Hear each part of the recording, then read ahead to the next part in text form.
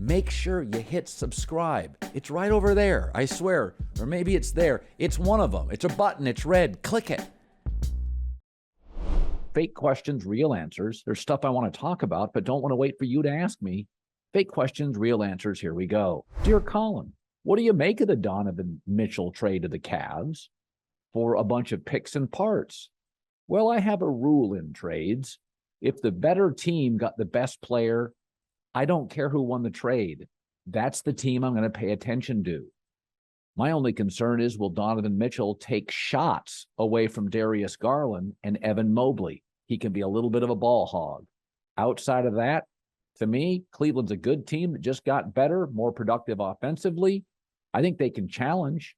There's always been this belief that in the NBA, a Midwest team, maybe in the NFL, the Packers too, has to overpay to land a free agent. I don't know if that's true, but I like people that swing big. The Minnesota Timberwolves are looking around going, who gives a rip about draft picks? We got Karl Anthony Towns, Anthony Edwards. These are stars. Let's add the best defensive rim protector and go for it. Cleveland saying Darius Garland, Evan Mobley. We hit 2 home runs in the draft. Let's add a veteran all-star level piece. Let's go for it. I'm for going for it. I love seeing these Midwestern teams beaten down for years, taking swings. Dear Colin, what do you make about the reports now that Tom Brady and Gisele, the reason he took off 11 days in training camp, they had a big fight about him promising he was retired and then going back to play? Well, I said it on the air. That was my guess. He made a big promise, and Gisele wasn't going to let him back down from the promise. But I also think the Boston gossip columnists had this a couple of weeks ago. They've been on this for a couple of years. As a married guy, I'm not going to speak for other married media members, but I'd rather not really touch this story.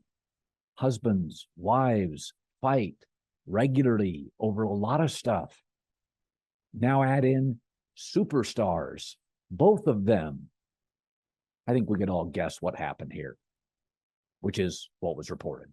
Dear Colin, what do you make of this story about Baker Mayfield saying when he faces his old team, he's going to F them up? Well, I'm sure he said it.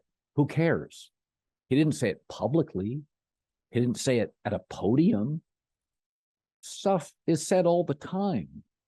Yeah, I know everybody on social media is perfect and never swears. This is how pro athletes talk. You know, we saw Tom Brady's cell phone. He was dogging Peyton Manning. They're still friends. Athletes are competitive. Baker's competitive. This is how athletes talk all the time. If something gets out, that doesn't bother me. That's called reporting. But so he dropped an F-bomb. Who cares? Have you ever been in a locker room? This is how athletes talk. Doesn't bother me at all. The truth is, if he doesn't have a chip on his shoulder against the Browns, who's he going to have it on his shoulder against? My problem with Baker was never his chutzpah. It's that sometimes you got to fall on the sword or keep things to yourself. This got out, but he didn't say it at a podium. I got no problem with it. Dear Colin, what stands out to you about Russell Wilson's new 5-year, $245 million contract, $165 guaranteed?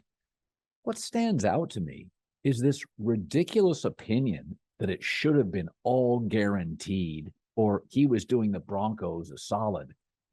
Just because a second-tier organization like the Cleveland Browns, perpetually desperate, gave a guaranteed contract to a less talented quarterback, Deshaun Watson, doesn't mean a better organization has to duplicate it. Desperate people, desperate businesses, desperate football teams often over-guarantee and overspend and overpay. The Broncos historically have been mostly well-run. I wouldn't guarantee anybody's contract at the NFL level, including a star quarterback. I really wouldn't. In no other business would you watch a lousy business overpay for somebody and go, well, that's the new standard. Since when have the Browns ever set the standard for anything? Dear Colin, recently Steve Kerr, coach of the Warriors, said if he could pick one non-Warrior to coach, it would be Giannis. What are your thoughts on that? Well, of course it would be Giannis. He's the most dominant basketball player when you consider both ends of the floor in the league. He's the league's best player. I mean, he's not as old or broken down as LeBron. He's more physically dominating than Steph. He's not as needy or prickly as Kevin Durant. He's vaxxed, unlike Kyrie. Who else is there? He's got the confidence Jason Tatum sometimes lacks. He's the best player in the league. He's also coachable. He's also still adding elements to his game.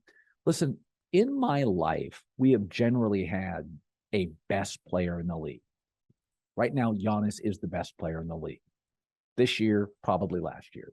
Before that, 12 years, it was LeBron. Michael Jordan was the best player in the league for a while. So was Magic Johnson. Maybe it was Shaq. There's nobody else in the league that gives you the coachability, the athletic ability, the complete commitment, and isn't high maintenance better than Giannis. Dear Colin, who do you think starts for the San Francisco 49ers at quarterback in midseason?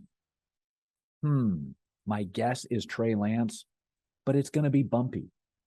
Go back to college, go back to last season, and go back to this training camp.